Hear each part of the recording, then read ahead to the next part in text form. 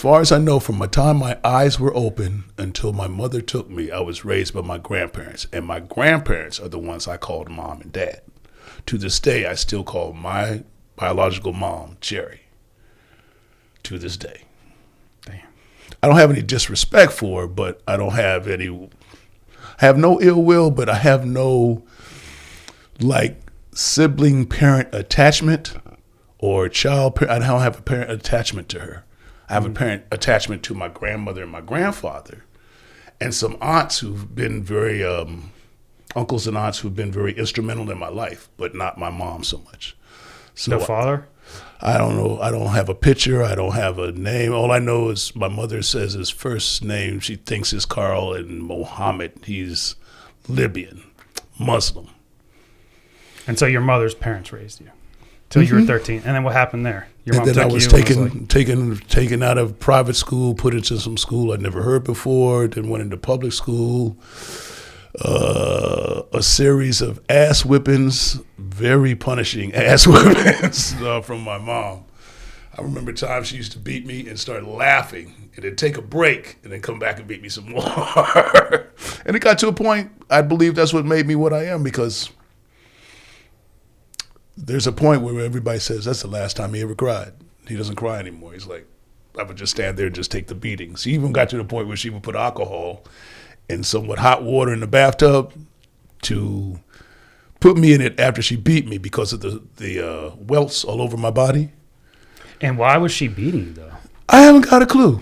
I believe it was you were a just... teenager, right? Were you well, I think it's dumb things because like we she all was do? not happy with either my grandparents or her mother, my grandmother.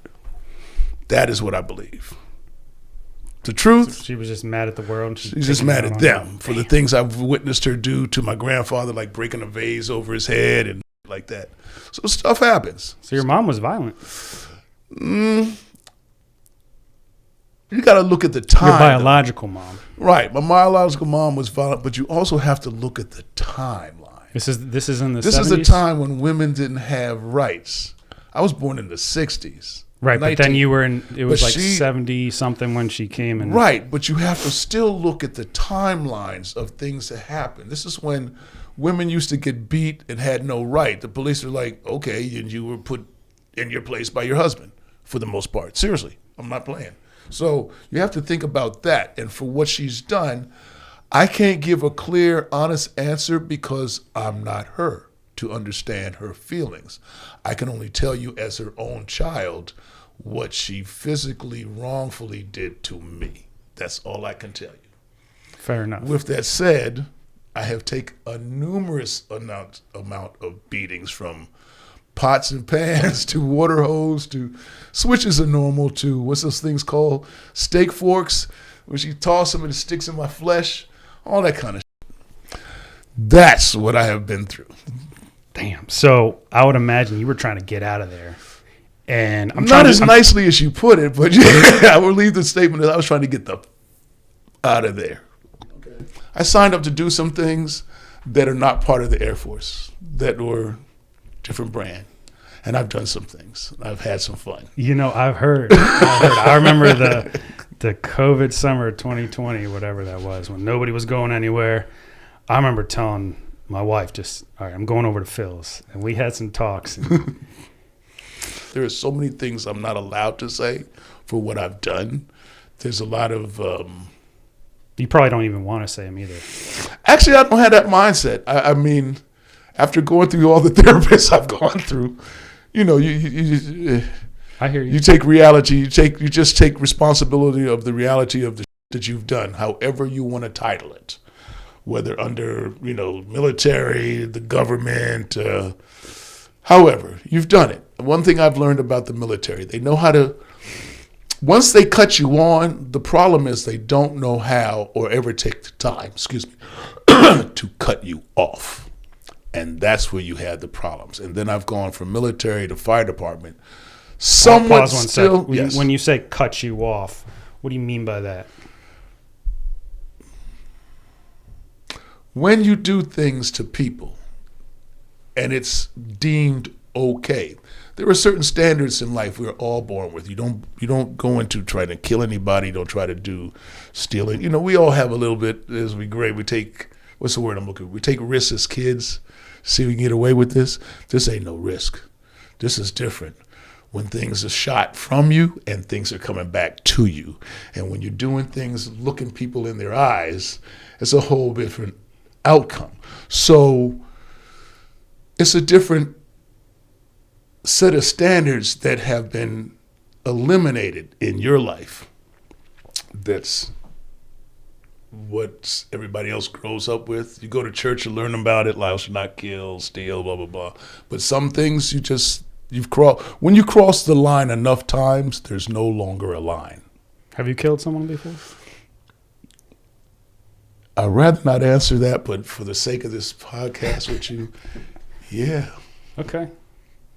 Again, we don't have to go there, but let's just slow down for a sec. So, you sign up for the military. First thing you do, you want to get the fuck out, like you said. Get the fuck out. Do something. But I already had the mindset. So Air Force. Why do you choose? Okay, so why do you choose the Air Force? He chose me first. That guy hit me faster than anybody else. Okay. My parents at that time. Sherry was living. My stepfather and my mother were living on Irvin Street, and I just literally passed underneath the walk-through, and the guy from the recruiting center just jumped out at me. Yeah. He said, "You look like a very viral young man, like you could do this." He said, "You look like you could do so and so and such." I'm like, "Okay." He said, I know that you can do this. You look like you're strong, fearless, blah, blah. I said, "Well, I'm smart too. I'm not just, So that made him say, "Okay, let's do this." And I took the test. I got into this. I got into that. And I did this. And then after doing this for a period of time, we've done our time. You can do some time where it's not active, but I chose to stay in the active, but I just kind of slid over to a different thing that's not so violent. Okay. So hold on, but you joined the Air Force, and then they found out you had certain skills. So they have you on this special. Were you like special ops? Is that special forces? Special forces. Yes. Okay, so they're like, all right, this guy's a training. This guy's a beast. Right. I'm not allowed to say too much because of the things we've done during that time. Because even my brain, I'm gonna be honest, I thought it was peace times. There's never peace times in the United States. There's always something going on in the background. United States, although I will say with guilt in my heart, is the best place on earth. The United States is a bully, man. They do a lot of underhanded shit, and you learn it in the military. I've heard. Yeah. My buddy was in the Navy for 20 years. And he's like, dude, you don't even know. Nobody knows. 99% of the United States population doesn't know what we do. But you have to look. Every country on this planet puts so much money in education, health, blah, blah, blah. The United States, all the money, the resources, 90 or 80% of it, if not more, is put into just military. And whenever the United States has ever gone into what do you call it? We're in a recession. We're in what do they call we're going into? Crazy times? Yeah, but more than that, where the money is like recession. But every time the United States has gone into that, what happens? We get involved in a war because a war generates cash. Think about it. Yeah. Just go look through history. Yeah. It's what generates money, the United States ways. Yeah. It's what generates money. Yeah.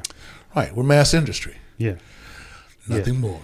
So there's tell me about the special forces though, like, the training. It was you were in a Navy SEAL, but you were something. Were you like Air Forces? Pararescue. Pararescue? Yes. Okay. Pararescue. Okay. All right. I'm like tiptoeing around this little thing. We're talking about pararescue. Pararescue. Okay. How long did you do that? The entire time. Except for when we've done so many missions and they think your brain, because you take these wild ass psychological tests every time you come back, that to me, I don't know how the hell they can tell anything, because the questions that they would ask is things like, why don't you love your mom? When you stand on the edge of a building to think and looking over, what flower do you smell? I'm like, what? I'm being So these are psych tests. These are psych tests. Psych tests. But those are the questions. And you're like, what flower do you smell? And I know for a fact, if I smell roses, I'm dead. It's a certain gas that they sent out. You understand? Because it smells like, but that's not what it's going to do. I'm like, I don't smell shit. But seriously, it is amazing, the questions. So you go, so did you like fail one and they're like, all right. Never Phil, failed you're the done. test. I always listen to the doctor come back and say, you need to be in college. You're very bright, blah, blah, blah, blah, blah, blah, blah, blah, blah. You're clear. I'm like, okay. And then I go back and do whatever again. And we did that for a period of time. And then we're taken out of combat. We're put into, like for me, I went into lab now. I'm a lab tech. I'm quiet. How long into this 20-year journey are That we is right the now? rest of what I did until I left. And then even when I got the fire department job, I was active, inactive. Oh. Okay. Like reserve or? Yes. Or, yeah. But Okay. active, inactive. I'm active, but I'm inactive. Yeah. I got Right. you. So I'm still getting paid while I'm doing. And that's how that works. Okay. So what made you stop after the 20 years? Because 20 years. There's nothing more to do. I'm going into a new career. I just ignorantly got married to a woman I shouldn't have, but I did. So it's not her fault alone. It's mine. So I did all that stuff because you live in a life that you're already on the edge. You don't give a about nothing. I don't care. I really got to that point I didn't care. If it wasn't for the brothers I met going through lab school, being in that particular POL, being in that particular part, good brothers to this day, those brothers helped me get through because they recognize I have a mental problem. They recognized it. But we were all close together. And they seemed to buffer my ignorance when I would start, when people would just, because you were always on, in my brain, I was always on alert. There was no way for me to cut that off. And that's where I mean by, once they put you and thrust you in this environment, it's not like you come back and someone says, okay, we're going to slow you, bring you down and cut you off and get you back to civilization. That's not how that works. I don't care what debriefing you give me. It's not that kind of debriefing. And so when you bring me back into civilization, I'm still on high alert.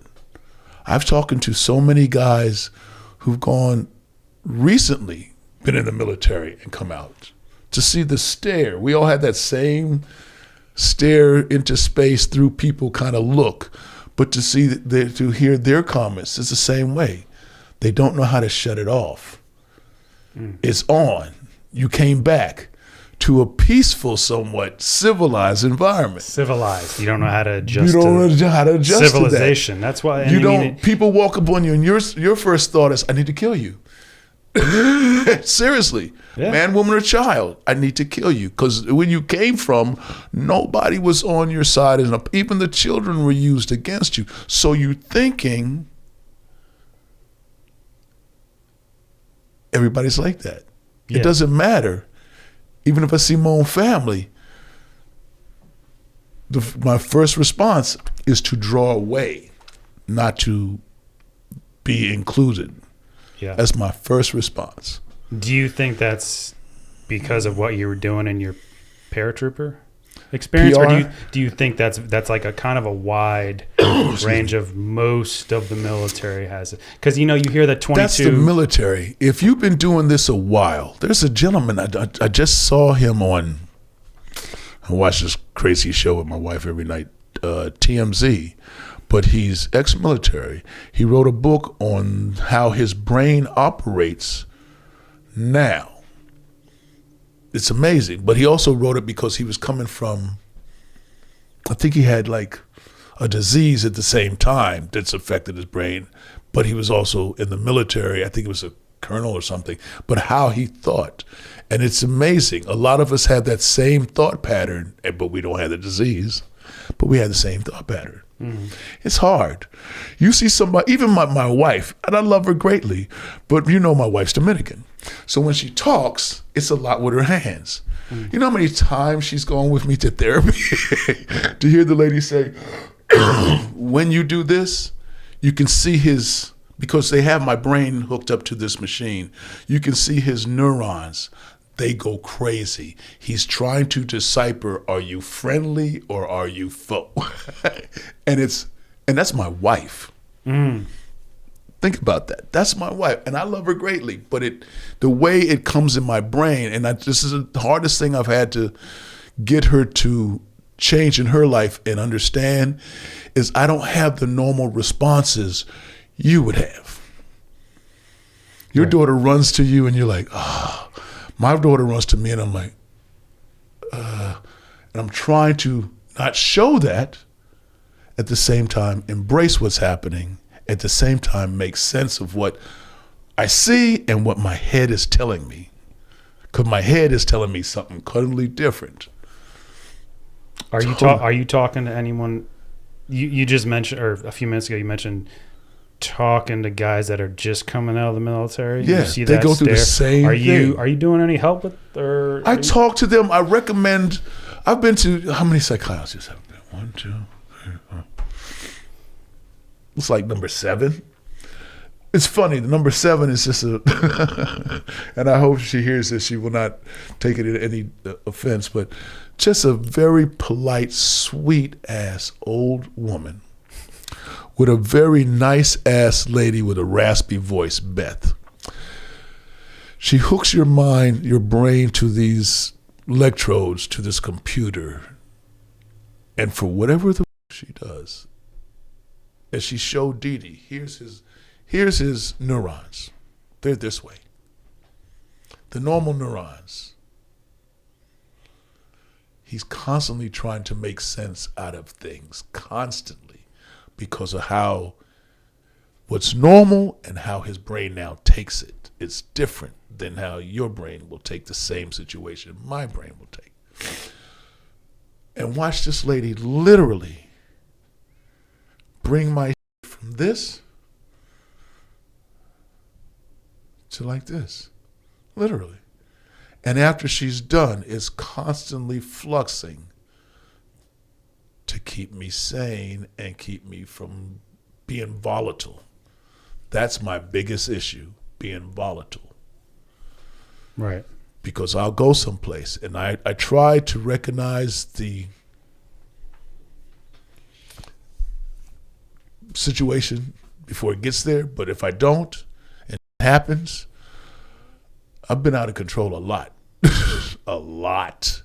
Where my friends in the military stopped me from killing people. Mm-hmm. Killing people. Like friends.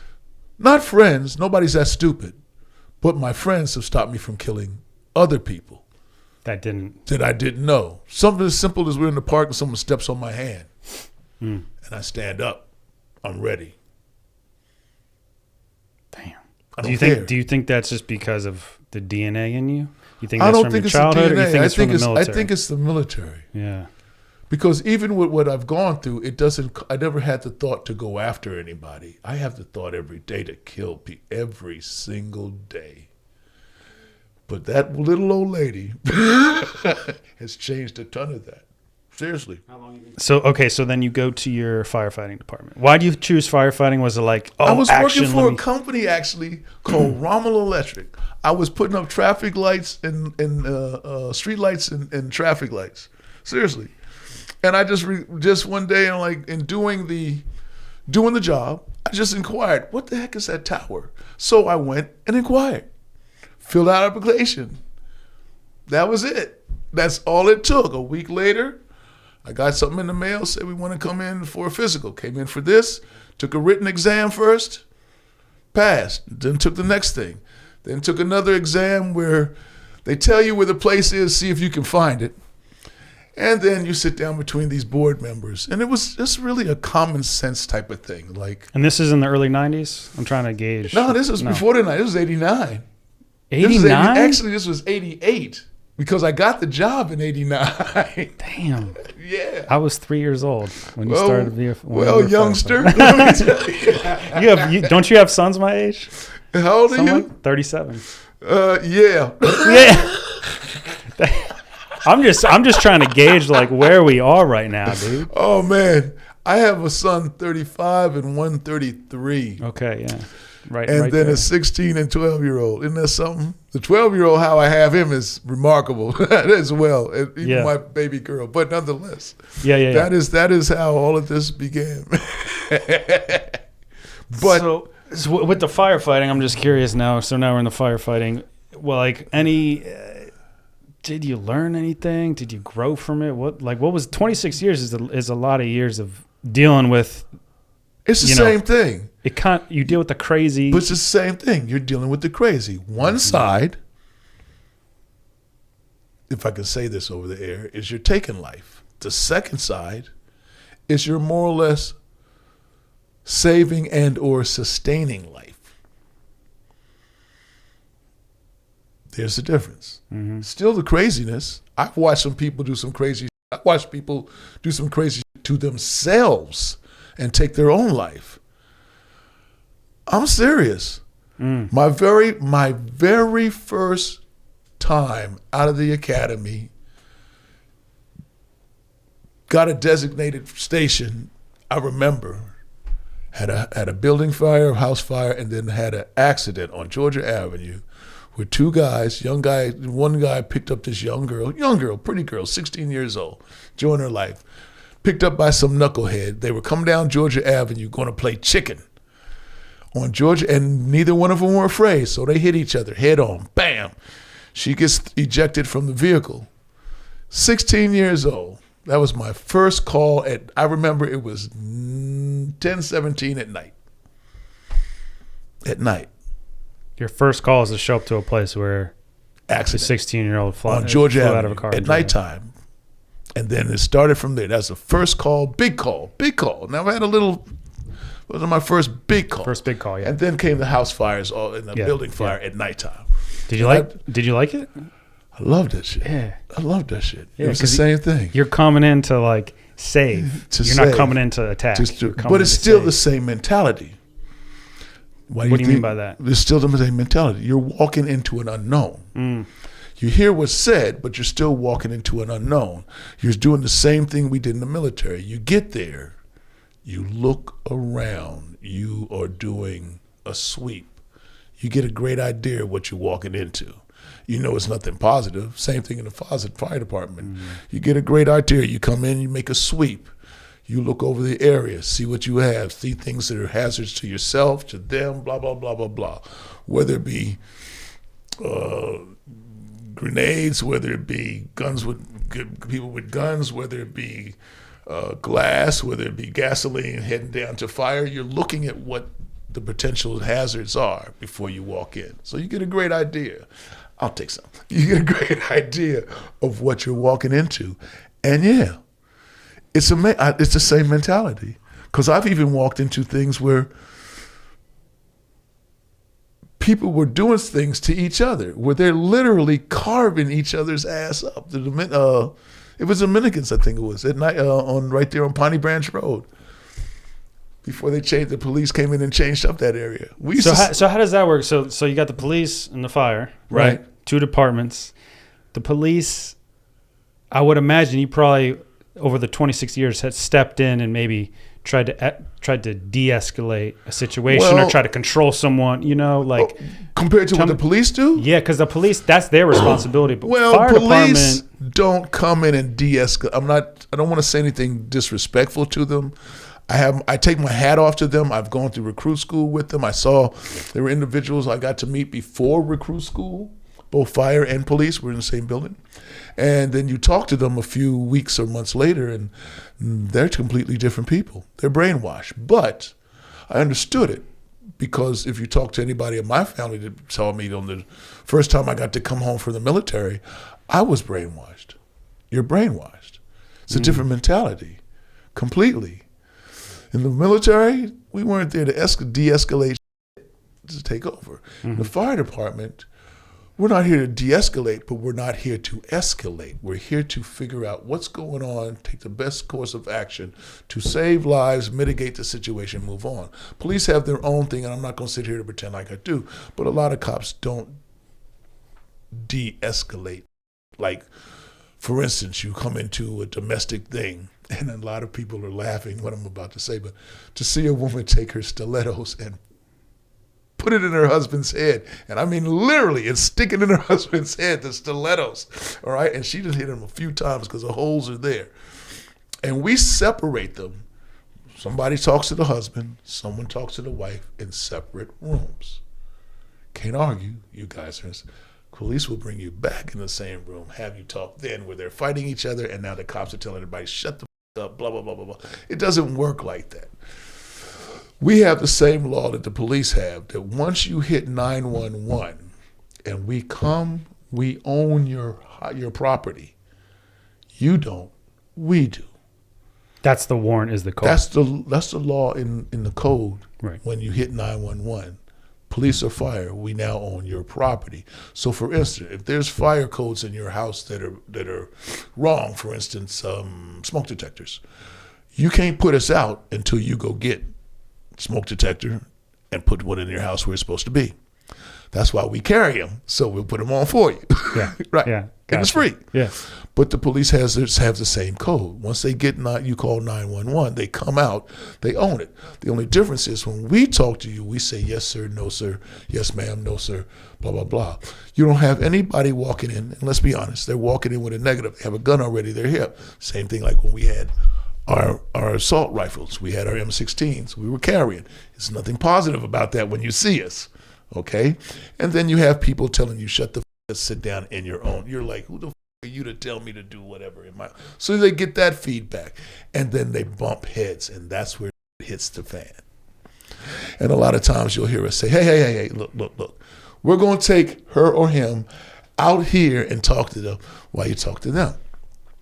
Now, Montgomery County is one of the few places we all back each other up, police and fire. I'm not saying they do anything wrong or we put it on paper as they did right, but we'll talk to each other. We back each other up. So with that being said, it turns into a better outcome most of the times. We'll say, instead of you taking her, we'll take her. But we do things to back each other up. Because remember, they're taught this way, and I'm not pretending like I know their way. I'm just telling you how I've met the individuals and they changed, and we're taught this way. It's a different this is from recruit school. 89 when you signed up until I came out of recruit school almost a year later. No, but I'm saying, like, when did your career end? Oh, my career ended in 2013. So 89 to 2013 is your experience, because from 2013 to 2024 it's different. There's a lot of different kind of. But I have a lot of friends in the FD, so I'm listening to them. I also have a lot of friends in the military, and a lot of friends who do what we did in the military in civilian life. Because people don't understand, when you do enough crazy ass, there's only so much your brain can handle before you start turning to things to try and make sense of it. Yeah. So in the military, I turned to weed, cocaine, acid, things like that. Trying to make sense, trying to keep sane. And although you may say acid and shit like that, for me, it did the opposite it would do for you. It kept me sane. My brain was getting to that point because people do shit on purpose, trying to make an example of you while they're trying to, because of however you represent whatever fear in their head. And this is what I had to deal with in the fire department. Nothing new. Size, because of my incredible size at that time and strength, I got that. And then I'm somewhat still rebellious. The fact that I had locks when I changed the grooming habits in the fire department. Whatever. At the end of the day, it gets to a point, it's more than annoying now. And I'm sitting here, my brain is telling me, why do I need to take this shit from your ass when I can just get rid of you? Real simple. And I started to crack. Like you said, that's just how your brain is operating. It's like, right, I'm not going to do what you tell me because I could just kill you. I can just get rid of you. Yeah. I don't mind doing what you're telling me. Taking an order is taking an order. Yeah. That doesn't, but ignorant or trying to use me as a catapult for your career because you're scared of me doesn't mean a thing to me. I'll give you a damn good reason to be scared of me. And you should be, because I will do it. One chief, the fire chief in Montgomery County, was smart enough to recognize that when somebody hit that right button, and he was ordered. And this is a chief telling another chief, you can't go anywhere around him. You're not even allowed in the building. He even had a friend of mine who is a fire chief sit with me one day when I was working overtime. And I'm like, why are you here? Aren't you supposed to do something? He's like, no, I'm here because I'll be right back. And that fire chief just happened to come in the building, and that's why he was there. He's like, no, I got to get you out. He says, no, I'm ordered to take you out here physically if I have to, because we know he'll do what he's planning on doing. You won't get a chance to write him up. I listened to him tell that guy that. I listened to him tell the other chief that. And he took him. He took him and he left. And I had to ask him, is it really that serious? He said, I was ordered to be here knowing that you would be here. This is his station, but you were here working overtime. And he doesn't need to be around you to try and antagonize you again. This specific guy had beef with you? No, he actually can do some damn good. But for whatever reason he felt, and I understand his feelings. I'm not going to negate his feelings. He felt he's a fire chief. I have superior over you. I don't have to take this shit. Yeah. What they were trying to get him is, yeah, but you already hit that right button. Phil will destroy you. He will not give a shit. He's never given a shit before. What makes you think he's going to give a shit now? Damn. And it's gotten to this point. I mean, I've done some wrong. I'll be honest. I'm not going to say I have a horseshoe in my ass. I'll say God's looking out for me for whatever reason. He seems to like my crazy ass.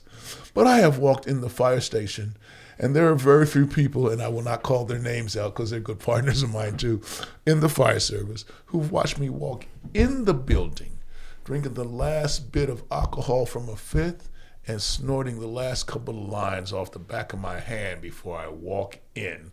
So I'm sane. This sounds like you have medicated yourself. I have to. I've told what all of my doctors, and I'm talking about my mental doctors, know that. I'm trying my best to live peacefully as best as I can with everybody. As best I can. Do I always succeed? Most of the time. But even my wife can tell you, you hit that right button, I'm not going to give a shit. It's not that I don't want to. I just can't. I really can't. And then the fact that the adrenaline what's the word? I gravitate to all of it. So now I want to go along with I can't stop. Now I can't. Who would care? Because I don't care. I want to. Right. That explains the 300 horsepower motorcycle you got. And, 400. 400. Dude. But no, it teaches my wife something. And let's be honest, my biggest foe, yours as well, is your wife. They live with you every day. They don't give a with what condition, mental attribute you're in at that moment. They're going to come with their because that's just how women are. No disrespect to any woman who can listen to this, but that's the truth. Because a woman will be the one. I understand why men kill their girlfriends' wives, because a woman will keep hitting that button because she knows the button and think you ain't going to do shit to me. And without realizing, yeah, he might. Right. Even men who are cocky have enough sense to realize I'm looking at there are some women who kill their husbands. You hear that same story. I realize that. So there are also some women who are military based, Marines, Army, Navy. Do you think any of it has to do with from when your mom picked you up to when you left her house and all that crazy I think it shaped me in some areas. Let's be honest. Everything has shaped me. I made a vow. I don't know my father. I don't know anything about my father. but I made a vow to myself.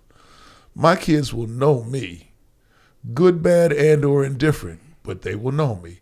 I've always been there. I don't give a about what every ignorant ghetto woman I married and taught them this. My statement is, after a certain age, she's no longer liable to manipulate your brain. That's called she you and you fell for it, but you can see for yourself.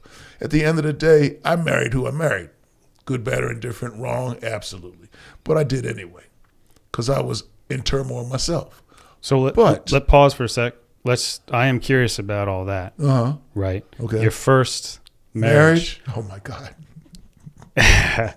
You met her sometime in the 80s. You were in the military life. Am I accurate there? I was out the military. You were out the military. Right. Okay. I was during that period. I was active, inactive. Okay. I was working, looking for jobs. Fresh back out the military. I'm back in the area. I'm trying to get my stuff together.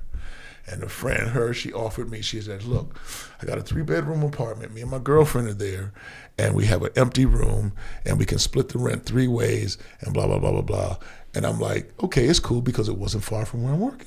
So I was like, it was perfect. And I was banging both of them. So it was even better than perfect. And then she was bringing home girls from work that were her friends who were like fatter than them.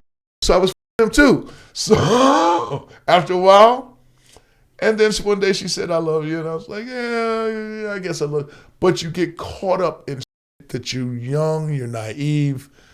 And I'm not blaming her one damn bit. And I fell into it because I wanted to get away from my mother. And I had a place to stay. And everything was good. And they were cool with just I'm banging having both orgies of them. There were no orgies. Oh, okay. I was one at a time. And I go one in your at a time. room, take a shower, jump in your room. I'm gonna be honest about it. So they don't have to go anyplace. I'm a good guy. Mm-hmm. I treat them with respect. Mm-hmm. Even when I'm banging the out of them, I treat them with respect.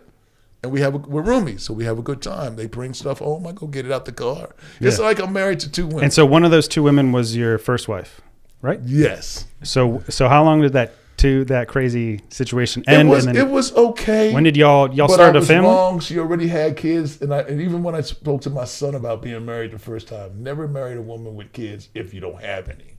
But if she has kids and you have kids, it's a whole different thing. That's just my feeling. Okay. I married a woman with drama, a whole lot of a ghetto style woman. Even my grandmother, God bless her heart, was like very clear. Get rid of her. In her face, get rid of this now. She is not for you. But because of the trauma and because of all the other I wasn't thinking correctly. I didn't pay the person who actually has my best interest any attention. Got that crazy living situation. You move out. Maybe she grows up. Maybe you do. Maybe a little bit. Enough to be like, actually, let's start a family. She went religious, and I kind of followed down that with her because at the same time, you're trying to find sense with what's in your brain. I learned someplace I don't ever want to be again with the boy's mom. No disrespect to her. I just learned someplace I don't ever want to be again. The second wife, Kimberly, wonderful girl. Wonderful. And yeah, you bleep the names out. It'd be nice. She still lives in this area. I see her periodically. Well, let me ask you. So that's kind of what I'm curious when it comes to being a husband, marriage, and all that. Mm-hmm. What did you learn from the first wife? Here's what I learned. Number one, you have to marry somebody who is on the same page and has resources beyond a 6 block radius of where they grew up. If you're myopic, if only you've read, all you know is this, your experiences and all the things you can draw from only come from this. But if you've gone to different parts of the world, seen different people, experienced different things, you have so many other your resources to draw from what you like as in a woman, a partner, as a man, as a person. So many other is vast as compared to right just here. Don't ever choose that person. I'm not kicking her. I wasn't too far beyond that myself. If it wasn't for my grandparents at the time who've taken me pretty much all over the world, and then the military for what I've done, yeah, all over the world, but it's not there to enjoy yourself. You understand? I wouldn't see different things, know different people, things of that nature, British, Panamanian, so on and so on and so forth, as opposed to just northwest, southeast, northeast, and southwest people in D.C. Am I making sense? Mm-hmm. Right. Your experience in life only goes as far as you throw a rock. And if you decide to pick up a rock and get on a plane, now it goes further. You understand? Mm-hmm. So I was that naive myself. And in doing that, I've learned. Even when my children have asked, Dad, I'm thinking of getting married. I'm like, don't ever think about getting married until you're about 30. Go out. Get your education. And that includes college. Go get the job you want. Travel. Buy your own. Buy the house you want. The car you want. Live, save. Then go see some good women who are more than just, as I've told my boys, more than just black. Excuse me. I know that I just told you listeners I'm a black guy, but I'm not really. I'm Jamaican and Libyan, so I'm not really black. I'm a mixture of shit. We'll get back to that. Okay, all right. But with that said, I don't want my children living in this world. If you have a black mom, you have to have a black wife. No. Go out and experience. The best thing in your life may not be black. It may not be white either. It might be Italian. Might be Hindu. Might be from Panama. Might be Filipino. You don't know. Go experience. Learn something for yourself. So that's what I tell my sons, even my daughter. Go out and experience things. Learn first before you make that commitment. My position as a father is to make sure that person loves you. Mm-hmm. That's all I care about. Mm-hmm. I don't care if you marry a boy and you're my son. I don't care if you marry a girl, you're my daughter. I care about what makes you happy, and then I care about that person and how they make you. That's where I go. That's where I ended. If they love you, I love you. They hate you, f*** you. Simple as that. But if they love you, I need to know you love them too. And if you love my daughter or my son, I'm good. I'm good. Yeah. So all this other stuff about religion and blah, blah, blah, I get it. But not one time have I ever seen God dismiss himself from people who were not doing right. He sat with them and talked to them. So for me, coming from a religious background, to hear that I got to not go to your wedding because you're marrying same sex is absurd. I'm going. Has nothing to do with supporting you. You're my child. This isn't about the world. It's about my child. I'm going to support my child. After that, right, you know where I've sit. Yeah. You know that my father really doesn't want me to marry another woman or marry a guy. He doesn't want that. But damn if he don't love the two of us like it's the best shit ever in his life. It's your choice, and that's all that matters. Yeah. It's your choice. Yeah, so, right. Dude, that's beautiful, man. I love it. We'll see. What? I mean, it's the world we live in. Yeah, but I those are powerful words, man. That's really it's cool. True though, because we all care about our kids, like to a point. Like I've learned some people to a point. When you cross that point of what you believe as a father or a parent or a mother, what you believe is crossing the line, and it's usually the same sex. And I get it. Years ago, this wasn't open. I grew up in the 60s. None of this was in the open. Mm-hmm. But I do understand the mindset. So what happened with your first marriage doesn't work out? No, because it was never meant to be. And she was on her own shit. Like, she just quit her job. I just got the FD job. I just got it. You make more, because she worked for a great company, making great money. Not good money, great money. And she just dropped that because two of her friends who just got married and they all just starting out with no kids, no nothing. Their husbands say they don't have to work. So I don't want to work either. But I'm like, well, we started out with your two sons first. I need you to work. I just got this job. I'm not bringing home that kind of money yet. Right. She didn't give a shit.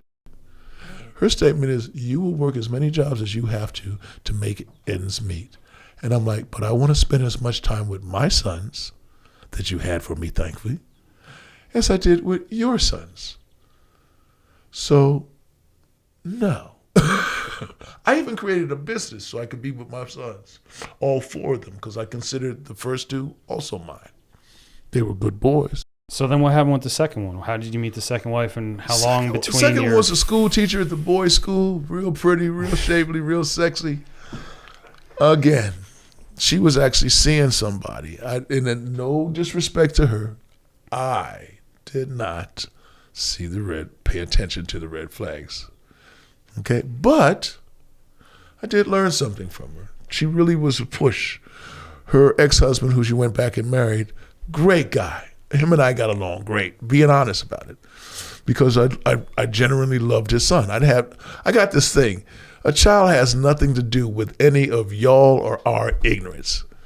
A child has nothing to do with that. So my thing is to buffer them and to be sweet and loving and kind to children, whoever they are, that's under my roof. It's something she went through, that's why she's seeing. I even had to see her doctor to marry her. Whoa. Right, because there's something in the way she watched things happen between her mother and father that affected her differently than it affected her brother. I'll leave it at that. So, again, I see her even today. I have all the love in the world for her. We parted on good terms as friends. She told me what was going on. She couldn't handle blah, blah, blah, blah, blah. I said, no problem. Yes, it hurt because I loved her. It hurts. No one dies of a broken heart. We moved on. I did whatever she needed. When she needed to move out, I helped her move. I helped her move into a new place. She was scared of the guys who were moving her because it was 3 guys and she's by herself. So I went with her to the new place. I put the furniture together, put the pictures up, gave her a big hug, got the keys. That was the end of it. That was it. How long did this last? We were married. Because y'all didn't just date. About 6 months. Y'all got married. Right. But we were married 6 months. We dated maybe 2 or 3 years. Okay. Right. Damn. That was just a quick little, you know what? Never mind. No. It was a learning experience. Yeah. I had no ill will to her, but she was honest and she can't handle this. And the person she talked all that about, her ex, is the person she went back to. And I still got great love for him. I got nothing against him. We were cool together. Her ex-husband. Well, her back to being husband. We were cool together. Back to being husband. Oh, that guy's nice, man. He makes big bank, but he's a nice guy. I never had anytime being married, let's think about it. I'm raising your son when you're in my house. I'm with your ex-wife, who he loves dearly. He really and truly does. He's even told me to my face he does. I've even told him, why don't you go tell her? I'll step out the way. Before we ever got married, I was honest about it. For that, he had great respect. But I still have respect for him because he was an upfront type of guy. I have respect for people who are upfront. He wasn't trying to win anything. He carried his feelings at that time for her on his sleeve. He was upfront about it. And for that, I was upfront like, hey, man, look, I'm not here to break up any family. Y'all got a son. I'm game. Go for it. Talk to her. Seriously. I wasn't. You seem like you're in a really good place in your life to be like that. Because most people are like, nah, like, this is my, you know what I'm saying? Like, right, but I realized some things. Because at the same time, isn't that where I would like to be? Isn't that this whole wife number 2, wife number 3, wife number 4? I just found the best ever. Seriously. But isn't that where we all strive to be? We just, as a man, there are things we've done. Some we want to remember, some we want to forget. Something we take pride in, some we ain't taking so much pride in. As a man.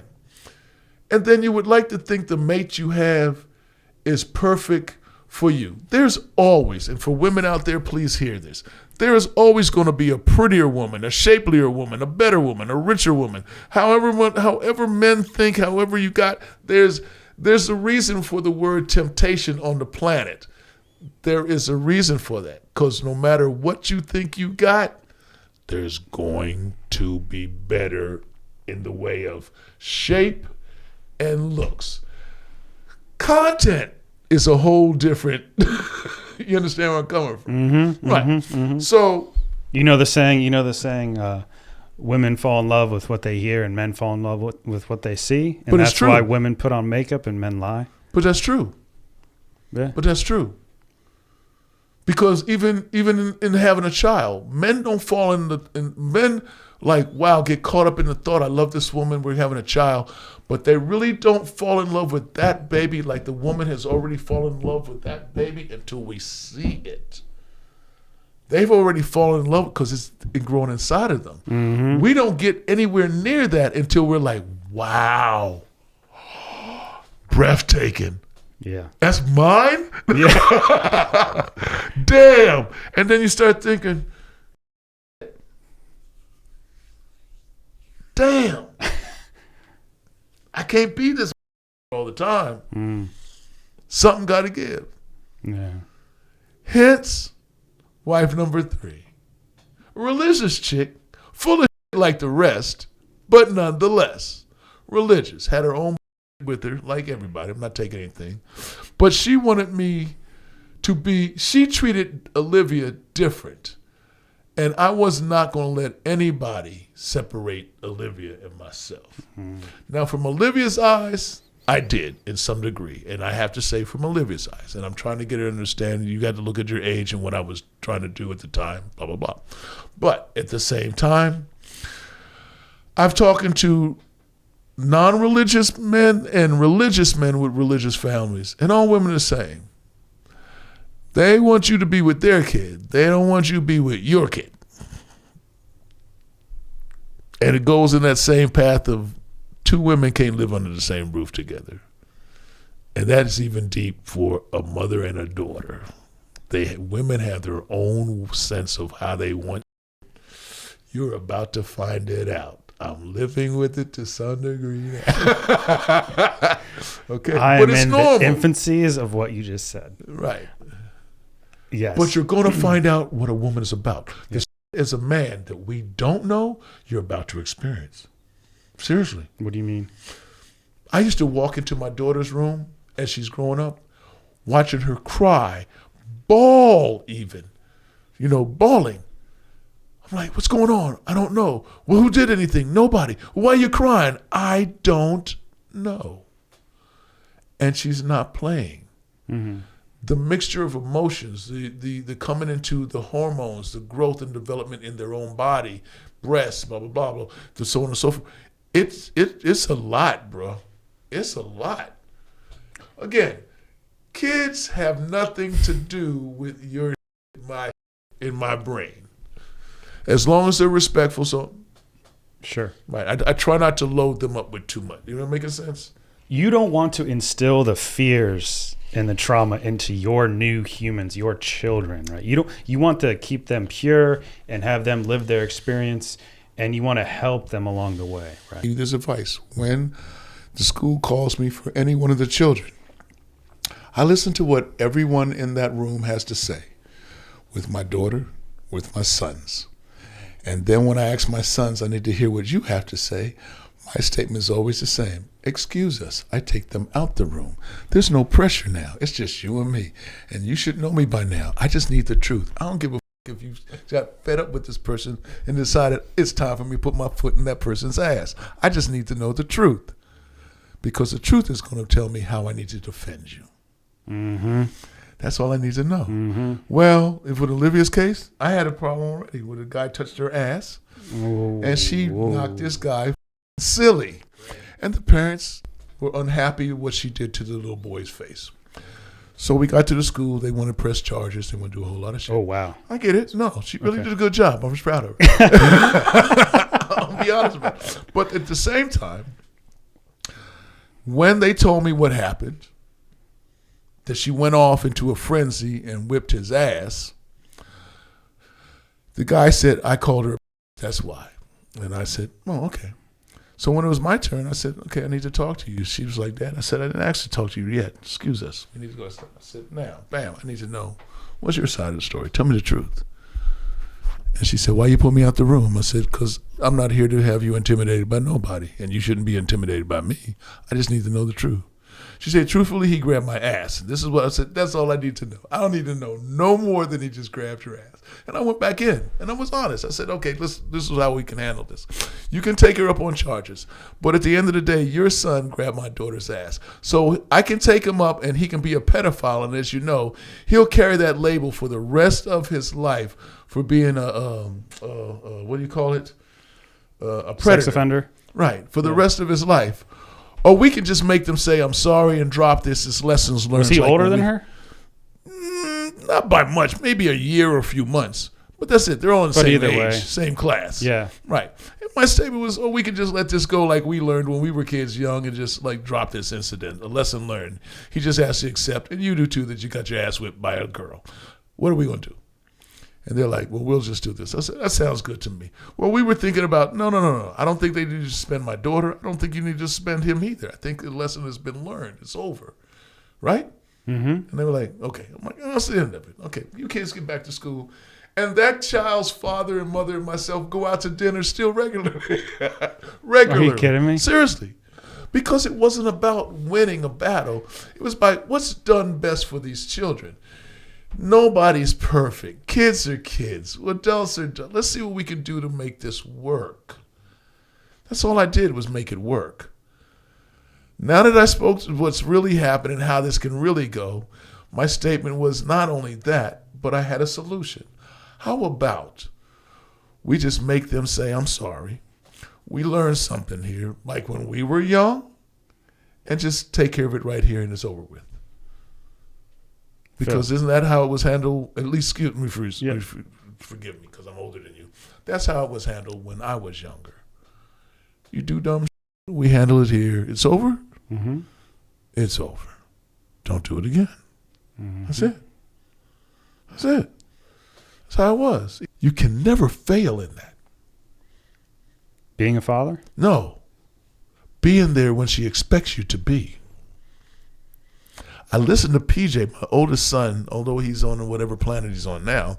I listened to him make a statement one day. And the teacher's the one who told me, because she said to him, I'll take you home, blah, blah, blah. I was a little late. He was the one who made the statement to the teacher. If my father said he'll be here, he'll be here. It's that assurancy that they have the confidence, all the confidence in the world to say, I know he'll be here. And that teacher said, and I said, hey, he might not, and you came around the corner in the truck and picked him up. And his statement is, my father said he'll be here. He'll be here.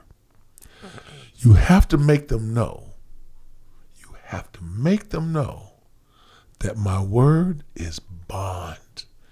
If I promise you something, I will destroy myself to make sure I keep that promise. It's the joy of being a father. Is it emotional? Yeah. I've shed many tears knowing that I did it. I did it. Why the not? I come from a background where my mother made 1 million promises, kept not one. Not one. My grandparents never made any promises, but they kept every one of them. They didn't make any. Think about the statement, but they kept every one of them. Every one of them. I never went, I never thought, I never needed, I never nothing that they didn't give, supply, or were there for. They were there for everything. Everything. Even in trying to teach me how to clean my penis, they were there for everything. I'm not playing. That's a big deal. This is your daughter. I don't give a that you're a man and she's a woman. Be there for everything. Mm-hmm. Everything. Miss nothing. It's the greatest joy on the planet to watch them grow. It is. Bro, it is the best blessing, man. And I always thought that was like such a dramatic, being dumb and naive in my 20s. Like people be like, oh yeah, my kid's such a blessing, this, that, and the other. And you don't know until you have a kid. Yeah. You don't understand when people say this is a blessing, you don't get it until you have one. Yes. There's really no other feeling. Especially it's under like the circumstances. Every other this thing is a woman you want to marry, and you married her, and blah. It's a whole different life. Understand? Yeah. Oh, is you pregnant? You sure I'm the father? Type of shit. It's a whole different thing.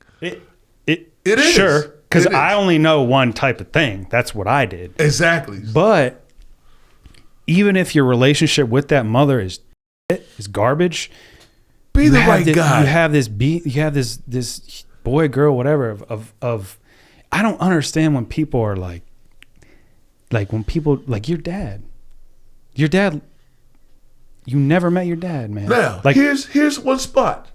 Yes. But my mother also told me they came back when they when she told him and he told his family that he had a child with her. They took him back to the embassy and took him back to Libya. That's it.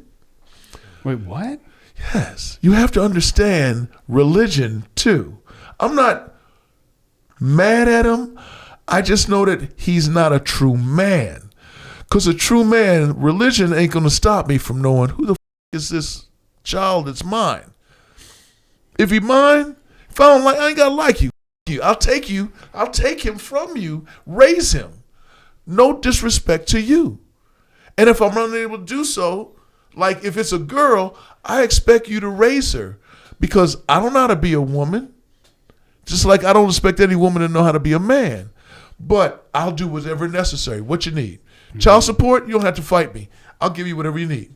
Take me to court so you know it's legal. I don't give a fuck. You're not hurting me. It's my privilege to take care of my child.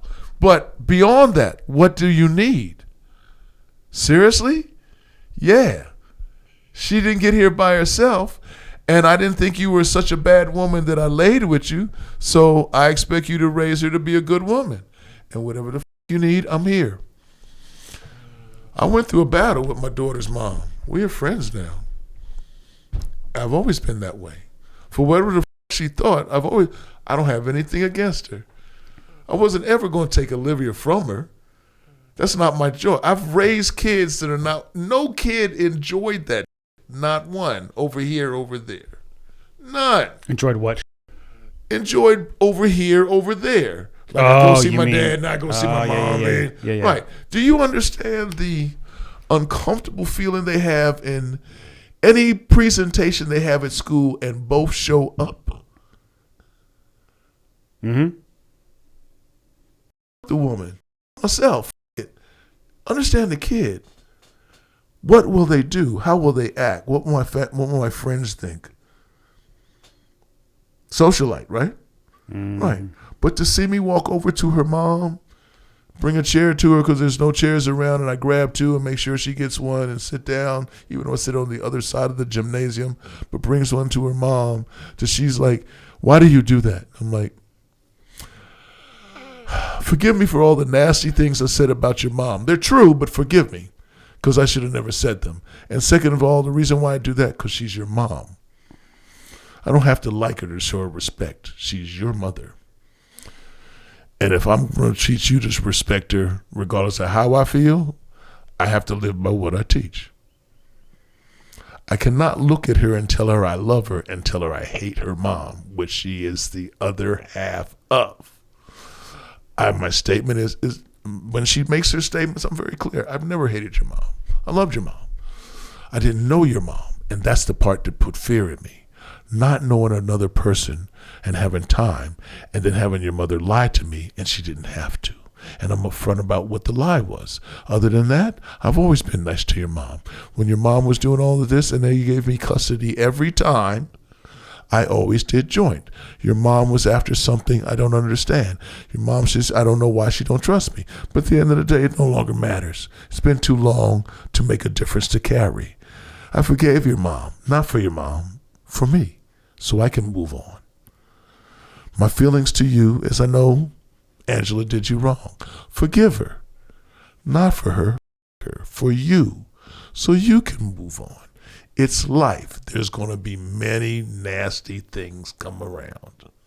It's life. Yeah. I got a woman 20 years my younger.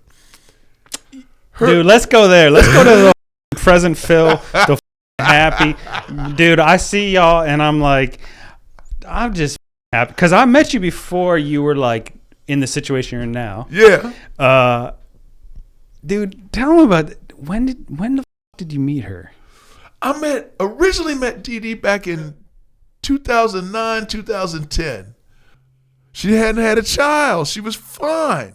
Now, to her cause, in the dating cause and going out, she did tell me she had taken whatever birth control that she was not on it. In my mind, at point it gets to a point, sometimes you don't give a fuck. And I ain't give a fuck. I really was digging her, though. It wasn't give a fuck because I didn't give a fuck about her. It was give a fuck.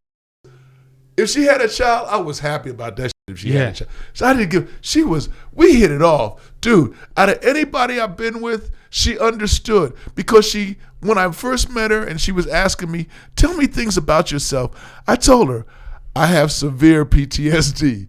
I don't lash out at any woman, but I am very combative in my sleep. And if people hit that button in the street, even out, I'm liable to kill them. That's in my normal conversation. I just want to kill people. And I was honest. But she was like, oh, you just need some good love. And believe it or not, she loved the fuck out of it. She did. She was a good one. We had fun together. There was no negative. She understood my mind because she was a psychologist at the same time. So we would have these beautiful talks. And after a while, those talks would turn to hugs and kisses. No disrespect to her. It was wonderful because it would go for days on end. It really would. It would go for days on end. I never said to nobody. She was just she was my top secret. But in all of that, and we exchanged numbers when she told me she had to go back. She was honest. She always told me she was only here for a period of time. So we exchanged numbers. Everything was wonderful. But somewhere in her moves and somewhere in mine, I cannot say I didn't. I lost the number. It wasn't on purpose. It's just what the paper, you have paper in your pocket. You toss it like you do anything else. You're not thinking about it. And somehow I fucked it up. I didn't that night, but somewhere along the line I did. And I know my mistake. I should have put it in the phone immediately, but I did not. And her story is her story about she lost the information for me. Fast forwarding, 8 years later, a friend of mine who I was banging on the side periodically because she was newly divorced, her sister who hates Lebanese, hates it out of the blue just because we were at the African American Museum. So I'm like, all right, I go. I've never been there, so I'm like, okay, I go. And her sister says, I want to eat some Lebanese food. And I'm like, are you kidding me? I thought you hate Lebanese. She said, I don't know. I just have a taste for Lebanese food. Seriously.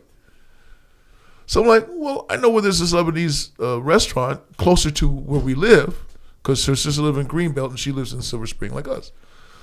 So I'm like, all right, let's go there. Walked in the restaurant. Seriously. Walked in the restaurant. There she is. A little different, so I'm not 100% sure, but it looks like her. She's a little heavier. She's not 110 pounds. So we talk.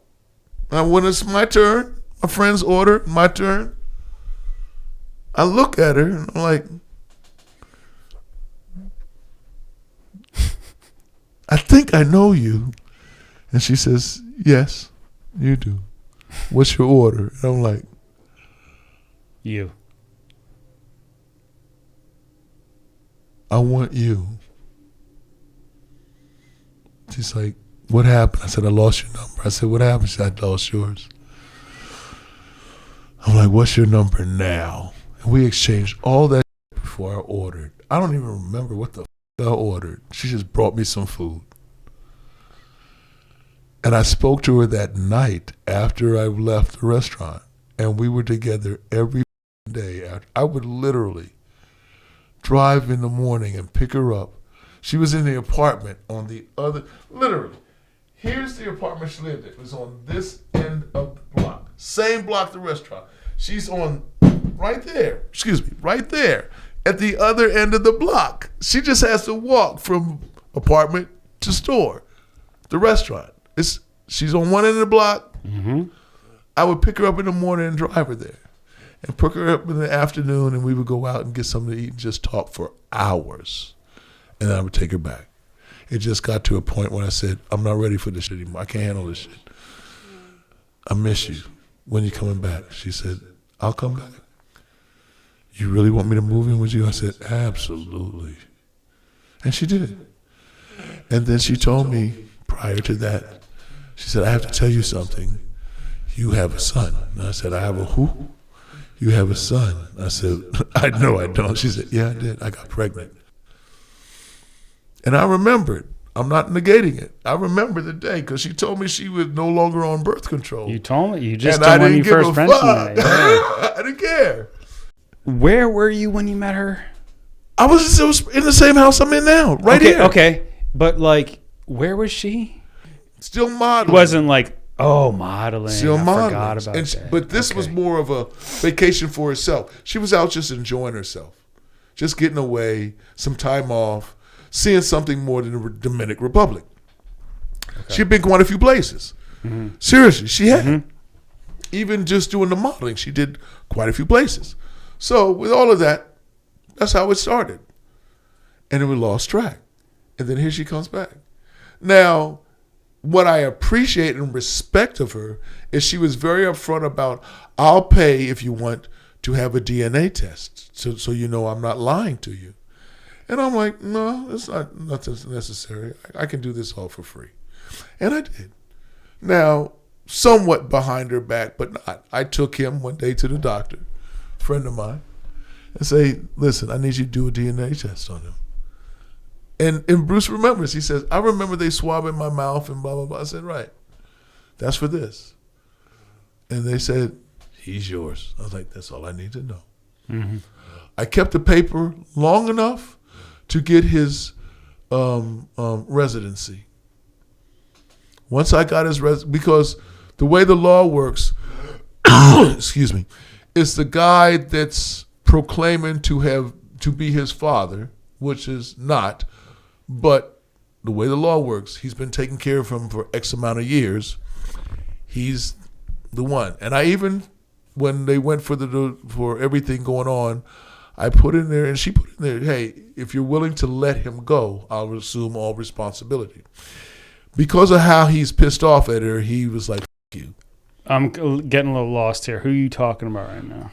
Her ex-husband. Right. So she is traveling. She the hooks real up father. with you.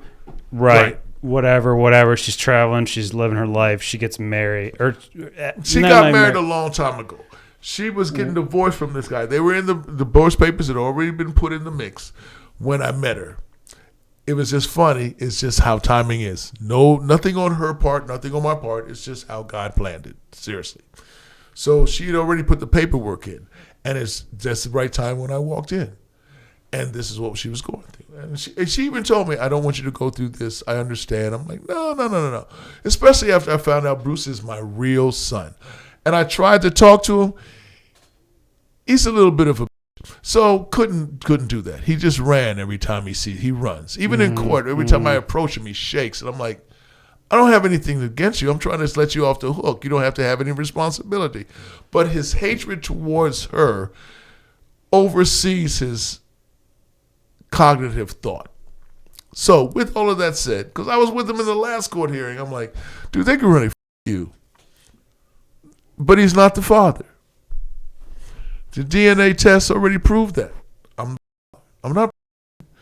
But the way the law works is I cannot just take over. Like, it doesn't work like that because he's been taken care of. And I have a friend of mine in the FD who's gone through that, who have raised these boys for X amount and then found out he is not the father of those children, those two boys.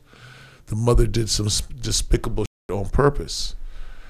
And the court said it doesn't matter. The real father doesn't get a say so. You're the father. So I put the papers in for adoption, so I will have them. But that's the best I can do, according to the law. But the paperwork in the court also showed that DNA proves I am his biological father. So after I got his, what do you call it? So this other man has been raising Bruce?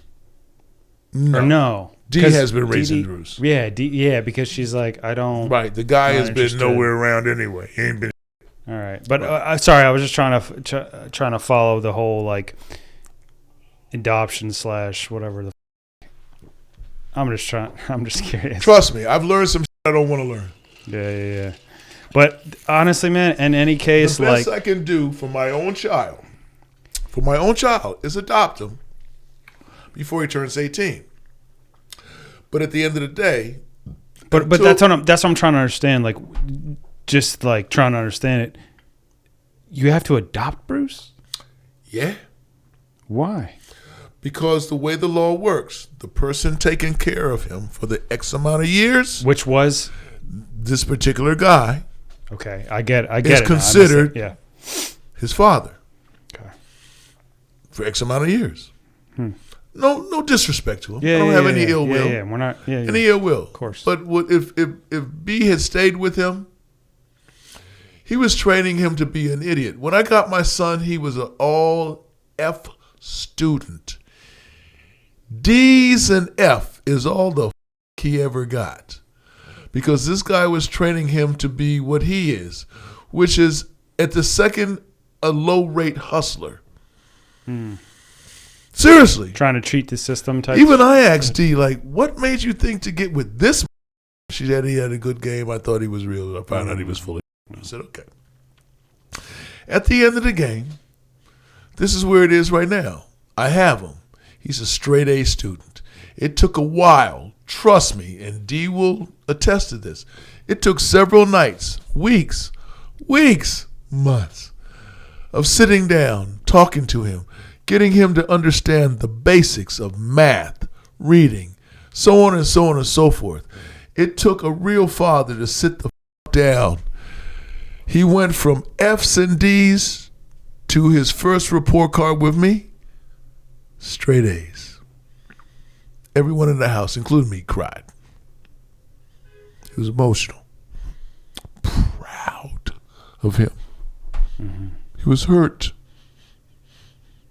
Because in his brain, he didn't think he was anything. In my brain, here's a kid who can tell me everything in detail about Pokemon, but in extreme detail. I'm like, if you can do that, you're not no idiot. No way in hell. And I'd use that to build his confidence. When he brought his first report card, he's been flying high ever since. When he brought his first what? Report card. Yeah. He's been flying high ever since. Whatever he has problems in, he will look at me and say, Dad, I don't understand this. And the beautiful part is Olivia a lot of times pop in and say, oh, I had that already. Come here, let me tell you what to do. And bam. His sister got him too. He has all the support he needs right in the house. Remember, where you live the most is the influence that you're going to have over you more than anything else. Right, your environment. Right. Same for what you're talking about right now. Now, my present wife looks at me at times like I'm a fool. I get it. I understand. A woman's mind. Nothing new. Nothing that I'm not what's the word? Used to. Mm-hmm. But as a man, these are my children. I don't give a about how they look at me. What they will always say is my father respected my mother no matter what the why. And he was honest. That's your mother. Had nothing to do with me. That's your mother. And as long as that's your mother, I will do right by her in your eyes. I don't give a what she's done to me. I don't give a about none of that. Her, you, everybody. I have to look me in the mirror. And when I look me in the mirror, I know I've done the right thing by her. Under your eyes, I'm good. It's not hurting me. It really isn't. Tell me what's it hurting at the end of the day. She needs money to pay rent. I got the money. Here's the rent. Why do you think you feel that way? That's how I was raised. You do the right thing From your by grandparents. people. Yeah, you do the right thing by people. That's a hard thing to do, though, man. That's a hard thing to do. Hold on. You do right things by people. Right. But if you have a terrible relationship with whatever, you don't. We all have. The relationship isn't just about her. The relationship is about the children she had that are mine. Right. Me. Excuse me. Her. Excuse me again. It's the right thing. Suppose they get a girl pregnant. They're going to look at her differently. They're going to do right by her for that child. It isn't about her. It's not about you either. It's about that child. Do you understand? Absolutely. That's what it's all about. That child has baggage. The minute she was born, your child has baggage. The minute she was born, do you know what that baggage is? Whatever you and your wife went through. But as long as you two are together, even if you fight in her presence and she hears it, she also gets to hear certain things. Make sure she hears this. I'm sorry for what I said and what I did. It's a big deal. It's real big. Yeah. No one's looking at you to be perfect in anything you do. There's no handbook to this. I don't give a about the people who wrote that worked with their family. This isn't their family. This is my family and all the crazy shit I bring too, because I like doing certain things. But this is real. This is what I choose to do. These are the changes I like making that I didn't like as a child. That my grandfather, I'll quote him, said, what you don't like as a child, as an adult, you can change them. You're an adult now. This is your daughter. Doesn't give a I don't care nothing about her family. Mm-hmm. All I care about her family, as you being the husband, is the effect it has on your wife, your daughter. What your daughter's looking at is what the effect it has on my father and my mom. Yeah. Daughters, children, daughters and sons run to mom when they're hurt, when they want some kisses and hugs, when they want some affection and blah, blah, blah. But when fear hits, where do they run? To you, fathers. When a mother talks to a child, they hear. When a father talks to a child, their fear, the rumble in your voice, tells them and makes them feel differently. There's a fear in that respect. Your job is to teach them the fear. Understand who I'm as your father. I will never, ever put me over you, and I need you to be honest with me at all times. I don't give a what question you answer me. I'll answer it. I'll answer it truthfully, even if it hurts me. But I need to know the truth for you because I'm not your judge. I'm your father. I'm here to help you, to hopefully help you go further than I did in a shorter period of time than it took me,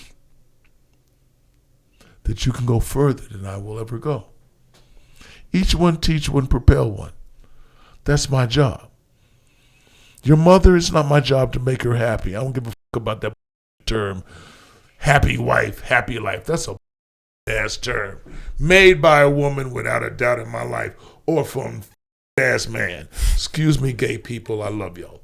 But at the end of the day, that's not true. There are miserable,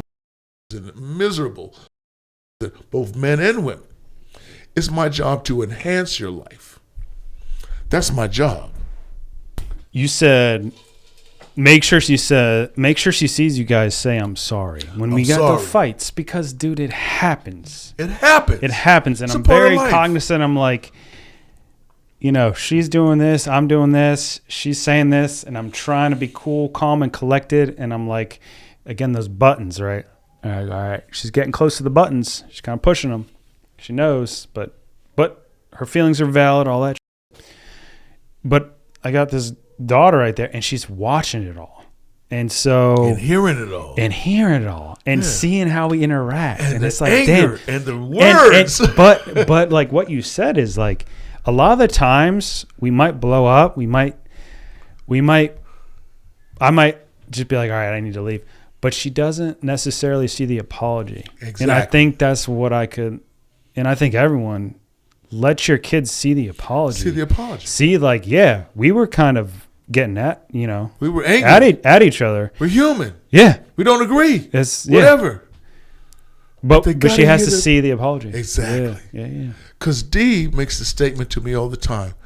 She says, I don't see why. I said, because they hear me say I'm sorry to you. And they hear me say I'm sorry to them. You don't even say I'm sorry to them. I don't have to. Because I'm like, because of what? Well, I'm the adult. And what does that make you because you're the adult? That makes you perfect? I said, the children hear me say I'm sorry all the time. I tell them all the time. There's no handbook to this. I'm figuring this out as I go.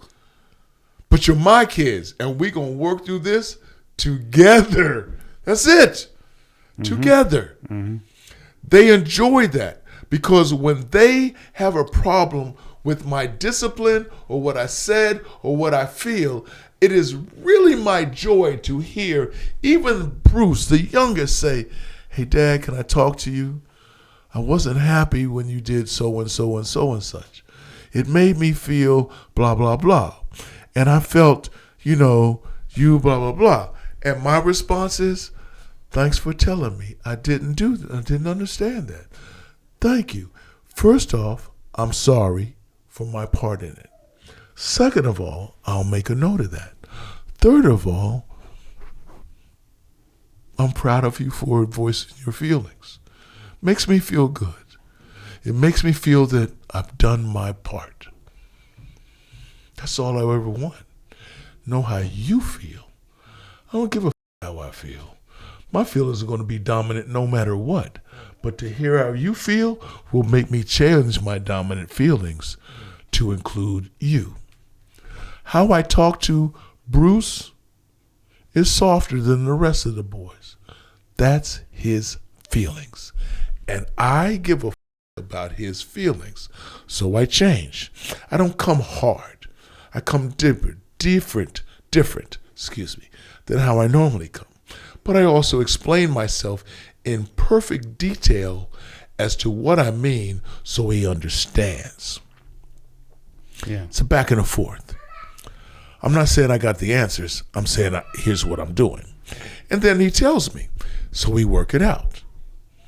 When he tells me, Dad, I don't feel confident in so and so and such, my statement is, tell me why. Well, blah, blah, blah, blah, blah. I'm saying, but what have we worked on? Blah, blah, blah. And what was your grade when I met you? When you first found out you were my son? I was failing that class. And what is your grade now? Straight A's. So why don't you feel confident? Just be yourself. You don't have to go any further. Just be who you are. I guarantee you'll bust this shit out with no problem. I got confidence in you. I know you do. I'm so confident I could bust a nut. But he hears me saying crazy shit. He busts out laughing. Yeah. But at the end of the day, he knows I'm very serious. I do got confidence in you. Because when he comes home and says, hey, Dad, I did this so-and-so, I'm like, tell me about the A you got. He said, how you know I got an A? Because I know you do. What'd you get? An A. I said, I told you. I know you do. Because I have no doubt in you and the ability. It's not about me. It's about you. I'm watching you. I don't give a if you're a D student. I got all the confidence in the world in you. When you're ready to break out, these people, break out. Me too. Break out.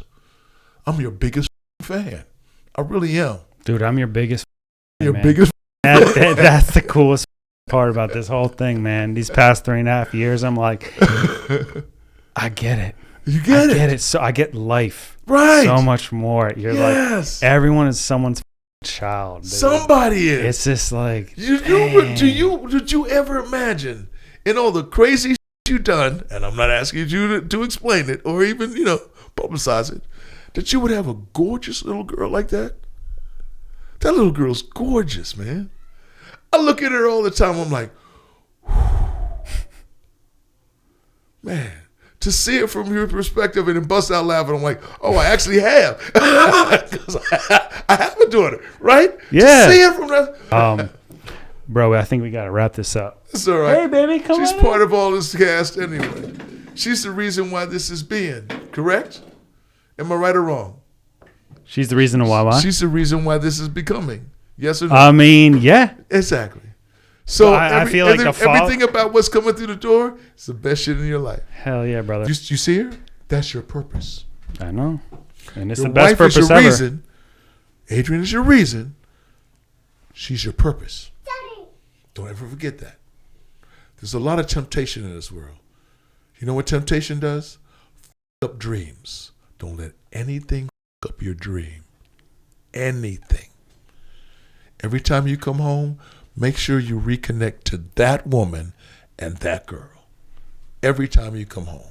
There's going to come hard times. Fucking hard times is part of the reason why God put things in front of you to make you realize this is why I did this. Mm-hmm. Remember that. Hard times are there for a purpose. You can never, ever appreciate the great times if you don't have hard times. You can't. But when you do, she's the whole purpose. Let her be. She's the whole purpose. Every child, biblically says, a child is a blessing. A blessing. Don't ever forget that. Your wife is the reason. That baby girl is the purpose. Mm-hmm. Don't ever forget that. They work hand in hand. You cannot forget one without the other. That's right. You cannot. So every chance you get, enjoy your purpose. Enjoy it. Because at the end of the day, you don't have anything reason why you can't. Tell me why you can't.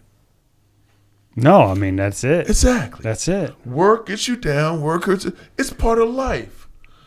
I look at Bruce. I look at PJ. I look at Brandon. I look at Olivia. Bruce, TD. Olivia, Julia. PJ and Brandon, their mother.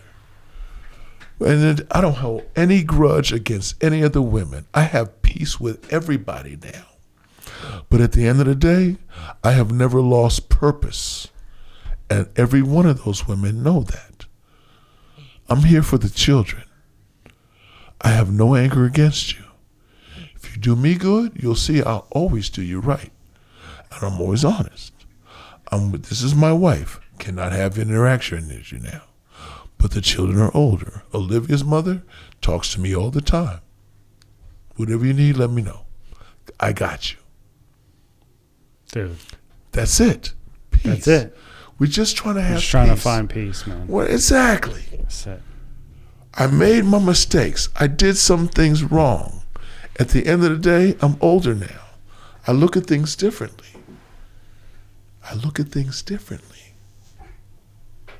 got nothing against. Whatever you feel. Got no war against. How can we work this out in the most peaceful of manner? For her good, not yours, not mine. Her good. That's all that cares. All right, baby. Always, man. Got great love and respect for you. Seriously, This man. is going to you're going to be happy.